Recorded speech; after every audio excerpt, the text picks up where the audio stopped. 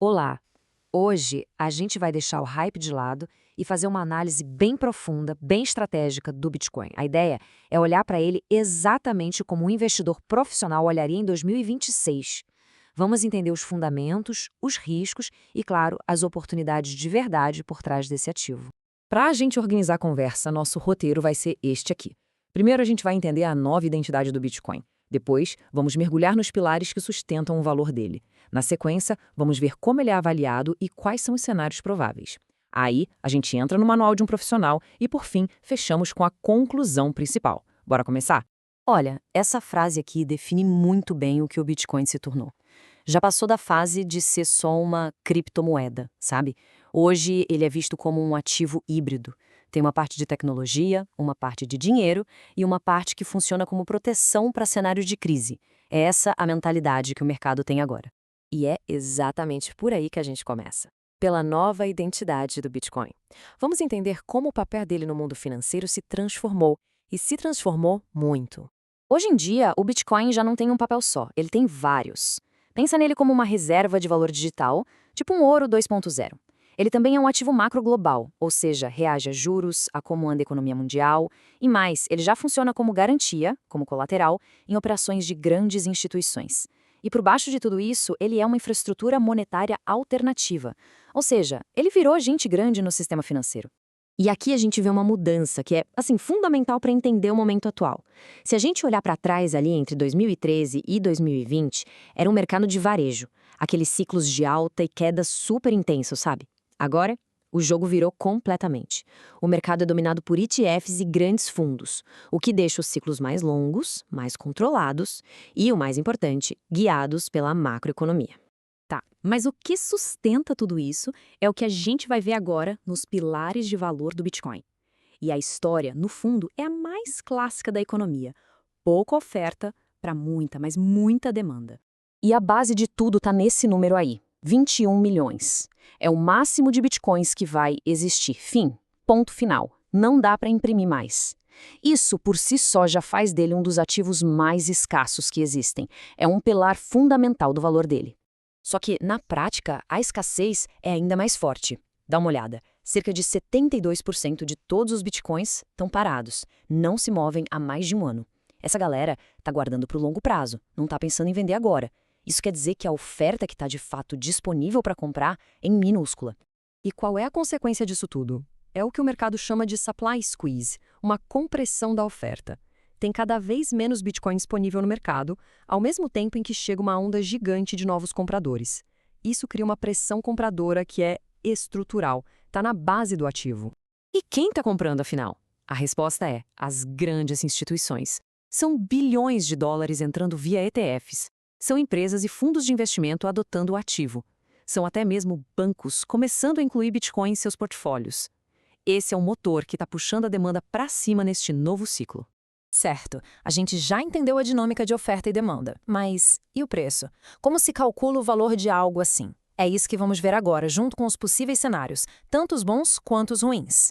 Então, o Bitcoin não é uma empresa, não gera lucro. Por isso, os modelos para avaliar são outros. Os profissionais olham muito para o preço realizado, que é tipo o preço médio que todo mundo pagou na rede, e que hoje funciona como um suporte na casa dos 82 mil dólares. Usam também o modelo Stock to Flow, que mede a escassez. Analisam a liquidez global, que, trocando em miúdos, é a quanto dinheiro está circulando no mundo, e, claro, ficam de olho o tempo todo nos fluxos de capital para os ETFs. Ok, mas nem tudo são flores, né? Quais são os riscos? Bom, um cenário macro ruim, com juros altos e dólar forte, atrapalha bastante. Se o dinheiro começar a sair dos ETFs, isso também pressiona o preço para baixo. E claro, a gente não pode esquecer que ele é volátil, quedas fortes podem acontecer, e a incerteza regulatória sempre fica ali no radar. Se esse cenário mais pessimista acontecer, o que a gente pode esperar? Provavelmente uma consolidação de preço, com o Bitcoin negociando numa faixa entre 50 e 70 mil dólares. Seria um mercado mais travado, andando de lado. Agora, olhando pelo outro lado, o cenário otimista também tem argumentos bem fortes. Adoção institucional que não para de crescer, com fundos alocando de 2 a 5% da carteira, aquele desequilíbrio estrutural que a gente falou entre oferta e demanda, uma possível queda de juros no futuro e, claro, a ideia dele ser o ouro digital ficando cada vez mais forte e aceita no mercado. E este gráfico aqui ajuda a gente a visualizar o que isso significa em termos de preço. Num cenário base, a gente está falando de uma faixa entre 120 e 170 mil dólares. Já num cenário mais forte, com todos esses catalisadores funcionando bem, o potencial vai para mais de 150 mil dólares. Isso mostra a força de valorização caso essa tese se confirme. E de onde vem esse otimismo todo? Olha esse número. A estimativa é que para cada um Bitcoin novo que entra no mercado, a demanda dos grandes players, principalmente via ETFs, é para comprar 40. É uma conta que simplesmente não fecha e que explica muito do potencial de alta. Beleza. Já entendemos a tese, os riscos, o potencial.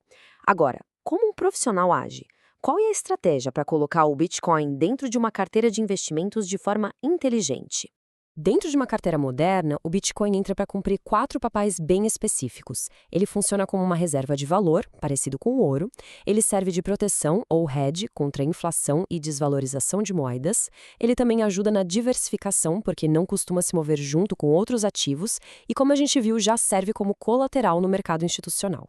E a estratégia para se posicionar segue alguns passos bem claros e disciplinares. Primeiro, acumular nos momentos de medo do mercado, não de euforia. Segundo, usar a estratégia de compras periódicas, o famoso DCA, para ir montando a posição aos poucos. Terceiro, fazer dele a base da parte de criptoativos da carteira, com uma fatia relevante entre 40% a 70%. E quarto, que é tão importante quanto, saber vender e realizar o lucro quando todo mundo está eufórico. É uma estratégia sem emoção. Bom, e com tudo isso, a gente chega na nossa conclusão. Vamos amarrar as pontas e ver o que fica dessa análise toda. Essa tabela aqui resume bem a visão profissional em diferentes prazos. No curto prazo, o cenário é de volatilidade, muito dependente do que acontece na economia global. No médio prazo, a tendência é de contínua acumulação por parte das instituições. E no longo prazo, a visão é de uma tendência estrutural de alta. E para fechar, essa frase resume tudo. O Bitcoin não é só um investimento. Para muitos no mercado profissional, ele representa uma mudança de paradigma monetário. A grande questão aqui não é se o preço sobe ou desce amanhã, mas sim qual vai ser o lugar dele no sistema financeiro daqui a 10, 20 anos.